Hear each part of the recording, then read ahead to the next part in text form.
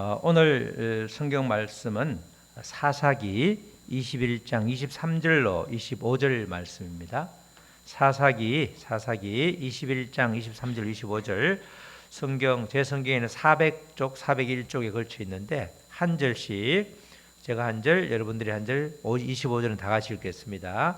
베냐민 자손이 그같이 행하여 춤추는 여자들 중에서 자기들의 숫자대로 붙들어 아내로 삼아 자기 기업에 돌아가서 성읍들을 건축하고 거기에 거주하였더라. 그때에 이스라엘 자손이 그곳에서 각기 자기의 집과 자기의 가족에게로 돌아갔으니 곧 각기 그곳에서 나와서 자기의 기업으로 돌아갔더라. 다 같이 그때에 이스라엘의 왕이 없으므로 사람이 각기 자기의 소견에 옳은 대로 행하였더라. 아멘. 오늘 우리 제목 말씀 시작. 자기의 소견에 옳은 대로 행하지 말라. 자기의 소견에 옳은 대로 행하지 말라. 제목 오늘 말씀이죠. 여호수아가 지난주에 말씀드린 것처럼 이스라엘 백성들에게 마지막에 간곡히 부탁한 게 있죠. 오직 여호와를 섬기라는 내용이죠. 먼저 스스로가 여호수아가 나는 나와 내 집은 여호와만을 섬기겠다 이렇게 이야기하면서 여러분들은 이스라엘 백성들에게 여러분들은 택해라. 옛날에 자손들이 섬겼던 신을 또는 애굽에서 섬겼던 신을 섬길 것인지 여호와를 섬길 것인지 택해라고 했더니 정말 이구동성으로 그 이유와 근거를 충분히 대면서 이러이러한 이유로 여호와께서 우리와 늘 함께 하셨고 우리에게 수많은 기적을 베풀어 주셨으므로 우리도 우리와 우리 집은 오직 여호와를 섬기겠다 이렇게 다짐을 하는 장면이 여호수아서 제일 마지막에 나오는 장면이죠. 그러나 여호수아와 함께 했던 세대 사람들이 모두 죽은 후에 그 다음 세대는 여호와를 알지 못했고 오직 나와 내 집은 여호와를 섬긴다 이 다짐이 헛되이 되고 말았습니다. 그 말씀이 사사기 2장 8절로 10절에 나오죠. 사사기 2장 8절로 10절을 보면 여호와의 종 눈의 아들 여호수아가 110세에 죽음에 무리가 그의 기업의 경내 에브라임 산지 가스산 북쪽 딥낫 헤레스에 장사하였고 그다음에 10절 다 같이 시작. 그 세대의 사람도 다 그 조상들에게 돌아갔고 그 후에 일어난 다른 세대는 여호와를 알지 못하며 여호와께서 이스라엘을 위하여 행하신 일도 알지 못하였더라. 아멘. 믿음의 대가 끊어진 거죠. 아무리 부모의 믿음이 좋아도 그 자녀 손손의 믿음은 보장될 수가 없는 겁니다.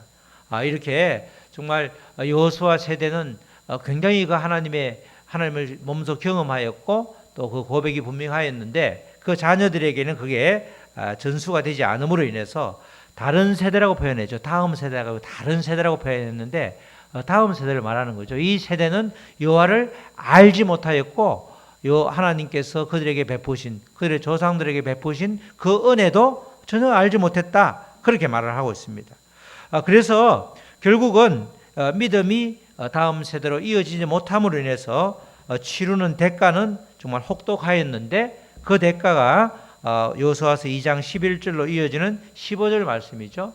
이스라엘 자손이 여호와의 목전에 악을 행하여 바알들을 섬기며 애굽 땅에서 그들을 인도하여 내신 그들의 조상들의 하나님 여호와를 버리고 다른 신들 곧 그들의 주위에 있는 백성의 신들을 따라 그들에게 절하며 여호와를 진노하시게 하여서되 곧 그들이 여호와를 버리고 바알과 아스타롯을 섬겼으므로 여호와께서 이스라엘에게 진노하사 노략하는 자의 손에 넘겨주사 그들이 노략을 당하게 하시며 또 주위에 있는 모든 대적의 손에 팔아 넘기심에 그들이 다시는 대적을 당하지 못하였으며 15절 다 같이 시작. 그들이 어디로 가든지 여호와의 손이 그들에게 재앙을 내리시니 곧 여호와께서 말씀하신 것과 같고 여호와께서 그들에게 맹세하신 것과 같아서 그들의 괴로움이 심하였더라. 이런 아주 대가를 치른 것입니다. 정말 하나님이 이스라엘 백성들에게 가나안 족속들을 진멸하라고 하신 그 명령을 그들이 지키지 않음으로 인해서 결국 그들은 가나안의 신들을 섬기게 되죠. 이것이 예상되었기 때문에 그렇게 하나님은 그 죄악이 가득 찬 그 가나안의 족속들을 전부 다 멸절하라. 오늘의 시각에 보면 인권도 있고 어떻게 하나님은 사랑의 하나님인데 그렇게 다 죽이냐 이렇게 말하지만 그는 죄악으로 가득 차 있기 때문에 도대체 사랑 구실을 할 수가 없는, 그래서 그 당시에는 하나님의 법이 분명하였기 때문에 그렇게 정확하게 충분하게 기회를 주었죠. 430년간의 기회가 있었음에도 불구하고 그들이 돌이키지 않은, 또 죄악으로 계속 빠져드는 그들로 인해서 그 땅이 아주 더럽혀졌기 때문에 하나님께서 그들을 멸절하라. 왜냐하면 남겨두면 그들의 신에 동화될 수도 있고 또 이렇게 지금과 같은 현상이 일어날 수 있기 때문에 미리 그렇게 명령을 하신 거죠. 여호와의 진노를 결국 사게 되었고 그들이 어디로 가든지 재앙을 당하게 된다. 그렇게 큰 괴로움을 겪는다 이렇게 말씀하십니다. 어디로 가든지 내가 좋은 땅, 내가 아주 우리가 복된 땅, 사람 보기에는 정말 좋은 곳으로 보이지만 가는 곳마다 전부 다 재앙을 내리겠다는 거죠. 아주 끔찍한 아주 결과가 되는 것입니다.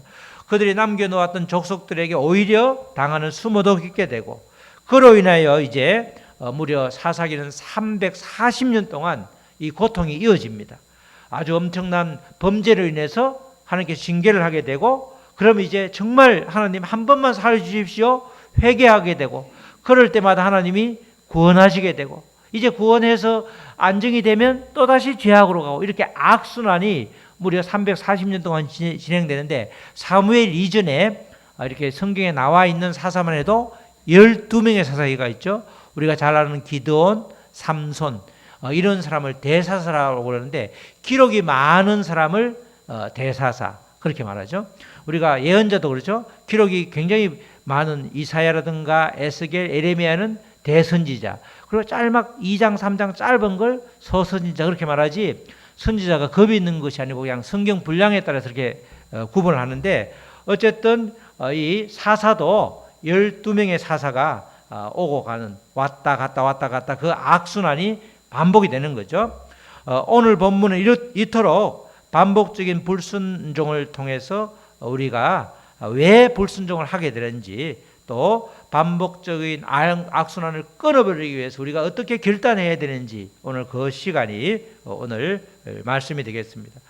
사사기 시대는 여호수아 사후로부터 여호수아가 죽고 나서 사울 왕이 세워지기까지 딱 340년인데 역사적으로 보면 마치 410년처럼 보이는데 70년의 중복이 있기 때문에 340년 이렇게 되는 거죠. 이 기간 동안 정말 12명이 나타나서 이렇게 여러 가지 일들이 많은데, 사사마다 그렇게 범죄의 내용, 또 어떤 민족들, 어떤 족속들이 그들을 괴롭혔고 또 물리쳤는지 쭉 나오는데, 오늘은 제일 마지막에 나오는 세 구절이죠. 사사기 제일 마지막이 21장까지 있는데 23절에서 25절까지가 제일 마지막 구절인데, 그 앞에 23절 4절 우리가 읽었던 구절이죠. 보면 베냐민 자손이 그같이 행하여 춤추는 여자들 중에서 자기들의 숫자대로 붙들어 아내로 삼아 자기 기업에 돌아가서 성읍들을 건축하고 거기에 거주하였더라. 그때 이스라엘 자손이 그곳에서 각기 자기의 지파 자기의 가족에게로 돌아갔으니 곧 각기 그곳에서 나와서 자기의 기업으로 돌아갔더라. 이렇게 마지막 바로 앞 구절 두 구절인데, 이 구절은 베냐민 지파가 없어질 위기에 놓여 있을 때 그 베냐민 남자들에게 배필을 구해주는, 아내를 구해주는 그런 장면이 되겠습니다. 그 21장 내용이 전부 그런 내용인데, 이 베냐민 지파가 동족인 레위 지파죠. 레위 지파의 제사장의 첩을 아주 윤관 그 집단으로 아주 그냥 밤에 그렇게 욕을 보인 후에 그 여인이 죽게 되고, 그래서 이 레위인 제사장이 그 죽은 그 시체를 자기 집으로 가서 12지파에게 아주 토막을 내서 보내주잖아요. 그래서 그때 아주 모든 11지파가 열을 받아서 그 원인을 찾다 보니까 베냐민 지파가 그랬다. 그래서 이제 베냐민 지파를 하고 전쟁을 일으켜야 되는데, 그래서 베냐민 지파가 거의 몰살당하잖아요. 나중에 보니까 도망간 사람하고 숨은 사람, 남아있는 사람, 남자가 600명밖에 없고 모조리 다 죽게 되니까 그 여인을, 남자 600명에 대한 배필을 구할 수가 없는 거예요. 베냐민 여자도 꼬무시고 싹 다 죽여놓으니까, 그래서 그들이 이미 11지파가 우리는 베냐민 지파에게 우리 딸을 주지 않겠다 서약을 했기 때문에 다른 쪽에서 600명을 구하는데, 한 400명 정도는 총회에 오지 않는, 전체적인 집회가 있었는데 총회에 오지 않은 길앗 야베스에 있는 사람들에게 가서 쳐들어가서 400명의 여자를 잡아오고, 나머지 한 200명 정도를 이제 또 잡아오는 방법이 21장 말씀이에요. 그게 실로에 여호와의 명절에 이제 밤에 나와서 춤을 추는 그런 이 때가 있는데, 그때 포도원에 살짝 숨었다가 베냐민 지파 그 남자들이 그 여자를 소리면서 보쌈해 오는, 그래서 이제 600명을 채워놓고 큰일 날 뻔했다. 우리가 여차하면 11지파 중에서 12지파 중에서 한 지파를 완전히 없애버릴 뻔했구나 하고 나서 이제 안심하고 다 600명을 구해줬으니까 돌아간다. 이런 내용이 이제 지금 내용이죠. 전혀 뭐 복된 소식도 아니고 어찌 보면 굉장히 그냥 악한 소식이잖아요. 그 내용을 한 다음에 오늘 결론적으로 내린 말씀이 사사기 21장 25절 말씀이죠. 25절에 보면 다 같이 다시 한번 시작. 그때에 이스라엘의 왕이 없으므로 사람이 각기 자기의 소견에 옳은 대로 행하였더라. 이게 이제 사사기의 결론이자 사사기 전체에서 가장 핵심적인 구절입니다. 이 똑같은 이야기가 말씀이 두 번 나오는데, 여기 이제 마지막에 나오는 대목이죠. 이 말씀은 우리도 전부가 우리가 꼭 기억하고 행해야 될, 붙잡아야 될 그런 말씀이 되겠습니다. 이스라엘 역사를 볼 때는 사사기 이전에도 왕이 없었죠. 눈에 보이는 왕이 이스라엘은 원래 없습니다. 원래. 왜 그렇죠? 이스라엘은 하나님의 백성들이고 그 왕이 하나님이기 때문에 이스라엘 역사에는 원래 왕이 없었습니다.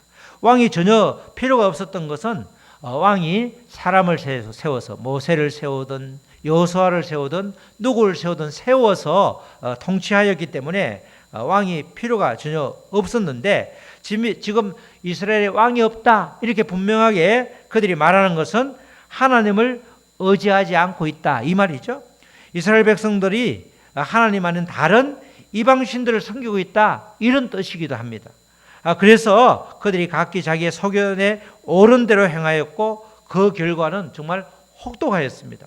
각기 자기의 소견대로 행한다 이 말을 그냥 우리가 생각하면 의견이 분명하고 주장이 뚜렷하니까 괜찮은 거 아니야? 이렇게 말할 수 있지만 성경에서는 이 말이 아주 무서운 말입니다. 하나님 자리에 나를 올려놓는다 그 뜻이 바로 이 말이죠. 하나님 없이 내 힘으로 얼마든지 살아갈 수 있다는 교만함과 거만함의 또 다른 표현이 이 내 소견에 옳은 대로 행한다 이런 뜻이 되는 겁니다. 결국은 내 소견에, 자기의 소견에 옳은 대로 행한다 이 말은 아주 교만에 교만을 똘똘 이렇게 말아놓은, 뭉쳐놓은 그것이다 이렇게 말할 수 있는 거죠. 교만이라는 것은 우리를 하나님 앞에 바로 설 수 없게 하죠. 교만한 사람은 절대로 하나님 앞에 바로 설 수가 없죠. 하나님은 이렇게 자기를 높이는 자를 대적하기 때문에 혹독한 시련을 겪게 되고, 그래서 교만은 패망의 선봉이다. 또 여러 가지 교만을 하나님께서 은연중에 말씀하실 때 교만한 자를 가장 싫어하는 아주 그렇게 말씀을 계속해서 주고 있는 것입니다. 내가 하나님보다 앞서고 나를 하나님보다 더 의지하며 자랑하는 것은 결국은 나를 세우는 것이 아니라 나를 넘어뜨리는 장애물이 되는 것입니다. 이스라엘 백성들이 하나님의 은혜를 힘입어 그때까지 살아왔음에도 불구하고 하나님을 제쳐놓고 눈에 보이는 왕타령을 하고 있다는 것 자체가 하나님께 죄를 짓고 있는 거죠. 하나님을 의지하지 않고 내 힘으로 살아가는 게 그게 죄의 본질이 되기 때문입니다. 이스라엘 백성들이 하나님의 은혜를 힘입어 정말 늘 여호수아처럼 또는 모세처럼 늘 감사해야 됨에도 불구하고 감사를 잃어버리면 그때부터는 바로 이렇게 나를 하나님보다 더 앞세우는 그런 것이 되는 것입니다. 내 생각대로 말하고 행동하는 것은 하나님을 등지고 살고 있을 때 나타나는 대표적인 현상이기 때문에 이럴 때는 빨리 회개하고 주님께 돌아오라는 강력한 신호가 되는 것입니다. 이스라엘 백성들이 그들의 소견에 오른 대로 행하면서 왕을 구하는 것은 그들이 바로 회개할 때고 이때를 놓치지 말아야 하는 것입니다. 우리도 마찬가지죠. 우리도 예수님이 나의 왕이다, 이게 분명하면 되는데 예수님이 나의 왕이 아니라 그 왕자리에 내가 들어가면 나를 올려놓으면 또 나 아닌 다른 것들을 올려놓으면 그게 바로 우상이 되고 하나님께서 제일 싫어하시는 우상 숭배가 되는 것입니다. 하나님은 우리 눈에 보이지 않지만 우리에게 날마다 말씀으로 찾아오시는 분이시고 지금은 성령을 우리에게 보내주셔서 그 성령님을 통해서 말씀이 깨달아지게 해주시고 또 하나님의 마음을 부어주시는 거죠. 이런 하나님의 부어주심을 그대로 받기 위해서는 겸손한 마음으로 나아가야 하는 것입니다. 내 소견에 옳은 대로 말하고 행하기는 쉽지만 결국은 교만한 자의 말로처럼 우리는 쉽게 내 말대로 행하고 또 내 옳은 대로 행하게 되면 패망의 길을 걷고 있는 것이죠.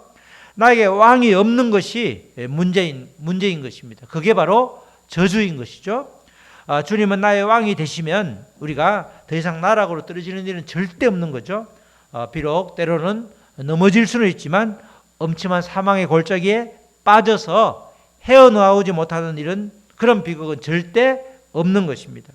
왜냐하면 오늘 찬송 우리 가사처럼 하나님은 우리를 끊을 수 없는 사랑으로 우리를 붙잡아 주시기 때문에 우리에게는 늘 하나님께서 손 내미시고 또 우리를 붙들어 주시기 때문에 우리의 삶은 하나님께 붙어 있기만 하면 아주 충분하게 되는 것입니다.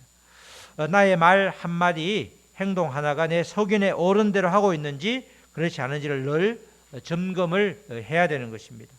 이 점검이 분명해지면 주님과의 만남이 깊어지게 되고 주님께서 나를 향하신 깊은 뜻을 헤아릴 수 있고 또 그렇기 때문에 우리는 모두가 이 은혜를 사모해야 하는 것이죠. 우리가 이렇게 늘 자기 소견에 옳은 대로 행하는 것이 죄인 줄도 모르고 그것이 어찌 보면 나의 지혜 또는 지식으로 이렇게 둔갑해서 말하게 되면 정말 똑똑하다, 지혜롭다 이렇게 듣기 좋은 말을 우리가 듣게 되는데 그것이 결코 좋은 게 아니다. 하나님은 우리 소견에 옳은 대로 행하는 그것을 굉장히 싫어하시고 그거에 대한 대가는 정말 혹독하다 이렇게 말할 수 있습니다. 우리가 사사기에서 12번이나 그렇게 사사들이 바뀌면서도 끈질기게 회개하지 않는다는 것은 이스라엘 백성들이 미련한 것이 아니고 우리의 모습이 그럴 수 있다는 거죠. 정말 주변에서 너무너무 큰 가족 중에서도 큰 하나님의 은혜를 입었음에도 불구하고 다른 가족은 그래 그거는 너하고만 해당되는 거지 나하고는 아무 상관이 없어 이렇게 살아가는 사람이 굉장히 많잖아요. 다른 사람이 볼 때는 정말 그 집은 정말 예수를 잘 믿을 것 같다 싶은데 그 한 사람 하나님의 은혜를 입은 한 사람만 열심히 예수님을 믿고 다른 사람은 여전히 냉담자로 살아가는 가정들을 굉장히 많이 보잖아요. 그게 바로 내 소견에 옳은 대로 행하기 때문에 내 소견이 옳은 게 결코 아닌데 내 소견에 옳은 대로 여호와 왕을 구하고 여전히 왕이 있음에도 불구하고 하나님을 대적하는 그런 모습이 되는 것입니다. 우리 사랑하는 성도 여러분, 우리들의 언어 습관과 행동이 어떠한지를 늘 점검을 할 필요가 있는 것이죠. 내 소견에 옳은 대로 말하고 행하는 것이 정말 내가 자연스러운지 아니면 아차 싶어서 다시 그렇게 나의 의견과 소견을 말씀 가운데 이렇게 고치는지 그걸 우리가 늘 점검해야 되는 것입니다. 지금은 주님 앞으로 나와서 주님의 왕되심을 분명하게 고백해야 될 때입니다. 우리가 주님의 왕되심이 분명하면 내 소견에 옳은 대로 행함이 얻게 되는 것입니다. 주님이 하셨기 때문에 비록 나를 통해서 한 일이 엄청 크다 할지라도 나를 내세우는 것이 아니라 주님이 했음이 확실하기 때문에 정말 주님이 하셨다 말하는 거죠.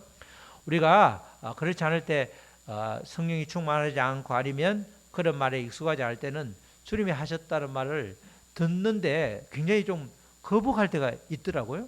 저도 뭐 주님이 하셨습니다 그러는데 그래 이러면서 그래서 선뜻 동의가 안 될 때가 있더라고. 주님이 하셨어? 이러면서 이제 그게 약간의 그 교만기나 거만기가 있을 때는 그렇게 받아들여야 되는데, 주님 하신 게 분명한데 그걸 자기가 깊게 경험하지 못하였든지 아니면 그냥 자기 판단으로 그게 주님이 하신 거야? 그것도 이렇게 생각하게 되면 그 말을 좀 이렇게 은근히 무시할 때가 있는 것 같아요. 그런데 정말 우리의 주님이 우리 왕이 분명하면 그런 고백이 자연스럽죠. 자연스럽단 말이죠. 그래서 주님을 만나게 되면 늘 우리가 하는 게 주어가 바뀐다 이렇게 말하잖아요. 주님이 하셨습니다. 전부 다 주님이 나를 통하여 하셨습니다. 주님이 무엇을 이렇게 하셨습니다. 나를 통해서 한 거지 내가 한 게 아닌데, 나를 강조하다 보면 내 소견에 옳은 대로 행하는 모습들을 나도 모르게 이렇게 드러내 보이게 되는 것입니다. 그래서 우리는 내 소견에 옳은 대로 행하는 것, 내 아집과 소견대로 행함으로써 또 다른 우상을 만들고 있다. 그것을 결단코 하나님은 원치 않기 때문에 우리가 그것을 계속해서 행하여서는 안 되는 것이죠. 내 소견에 옳은 대로 행함으로써 하나님께는 덕죄하는 것이다. 하나님으로부터 멀어지고 또 죄를 짓는 것이다. 그렇게 말할 수 있는 겁니다. 우리가 죄라는 것은 기도하고 말씀을 보면 볼수록 죄의 범위가 확대되죠. 하나님과 짝하지 않는 것은 다 죄가 되는 거잖아요. 하나님이 이게 나의 행동이 아주 쉽게 말하면 내가 말하고 하는 이 말과 행동이 정말 하나님이 기뻐하시나 기뻐하지 않느냐, 성경에 꼭 있느냐 없느냐를 따질 것이 아니라 그걸 생각하면 바로 나올 수 있는 거잖아요. 그런데 우리가 죄의 범위를 자꾸 믿음이 연약하거나 믿음이 깊이가 좀 아직 한참 우리가 진행 중일 때는 죄의 범위를 짧게 아주 협소하게 보기 때문에 웬만하면 내가 왜 죄를 지었냐고 그렇게 믿는 사람도 나는 죄 짓지 않았다고 말하는 사람이 있는데, 실제로는 죄를 몰라서 죄의 범위가 기도하면 기도할수록 굉장히 넓어지는데 하나님과 짝할 수 없는 그 모든 것이 죄이기 때문에 당연히 내 소견에 옳은 대로 행하는 것, 그것도 죄가 된다는 것입니다. 그래서 우리는 지금 이제 결단을 해야 될 때죠. 주님이 나의 왕이심으로 내 소견에 옳은 대로 행하지 않겠다는 그런 결단을 할 때 주님은 날마다 새 힘을 부어 주시는 것입니다. 우리 모두가 이 시대에 내 소견에 옳은 대로 행하지 않음으로써 주님께 쓰임 받기를 주님의 이름으로 축원합니다. 우리에겐 주님이 왕이심으로 더 이상 내 소견에 옳은 대로 행하는 것이 아니라 주님의 깊으신 뜻을 받들면서 살아갈 때 주님께는 큰 기쁨이 되고 나에게는 이 땅을 하루하루 살아가는 큰 또 소망과 함께 주님께 영광이 되는 것입니다. 우리 모두 이런 복을 누리시기를 주님의 이름으로 축원합니다. 아멘. 우리 찬양하시고 말씀 붙들고 기도하시겠습니다. 우리 다 같이 기도할 때 하나님, 내 소견에 옳은 대로 행하는 것, 왕이 없으므로 내 사람이 각기 자기의 소견에 옳은 대로 행하였다는 그 사사기의 마지막 결론, 아버지 자기의 소견에 옳은 대로 행하는 것이 하나님께는 아버지 교만이요 죄임을 우리가 깨닫고 정말 이 땅을 살아갈 때에 주님이 왕이심이 분명해서 정말 내 소견에 옳은 대로 행하지 않는 그런 우리가 되게 하여 주시옵소서. 그런 결단의 시간을 허락하여 주시옵소서. 우리 다 같이 기도하시겠습니다. 하나님 아버지 감사합니다. 오늘도 주님께서 우리와 함께 하심에 정말 주님이 나의 왕이시고 나의 모든 것임을 고백합니다. 주님이 나의 왕이 분명하면 아버지 우리의 삶은 달라지는 것입니다. 아버지 언제나 아버지 나 혼자 내 힘으로 사는 것이 아니라 주님이 부어주시는 새 힘으로 살기 때문에 아버지 하루하루의 삶이 그렇게 고달프고 아버지 지치고 고뇌해서 넘어지고 아버지 그런 아버지 쓰러지는 인생이 아닌 것입니다. 늘 일으켜 주시고 만져주시고 아버지 이길 힘을 주시고 또 아버지 이끌어 주심에 우리는 하루하루를 승리할 수 있는 것입니다. 아버지 성령님의 도우심으로 주님의 온전한 이끄심으로 우리가 넉넉하게 아버지 주님을 누릴 수 있는데 내 소견에 옳은 대로 아버지 말하고 행함으로 인해서 아버지 교만한 자가 되어서 정말 내 스스로가 우상이 될 수 있는 그런 아버지 위험에 들어가는 것입니다. 하나님 우리 모두가 내 소견에 옳은 대로 행하지 않고 주님을 나의 왕으로 온전히 모시면서 그분의 뜻에 따라 살아가는 우리 모두가 될 수 있도록 주님 도와주시옵소서. 감사하며 예수님의 이름으로 기도드렸습니다. 아멘.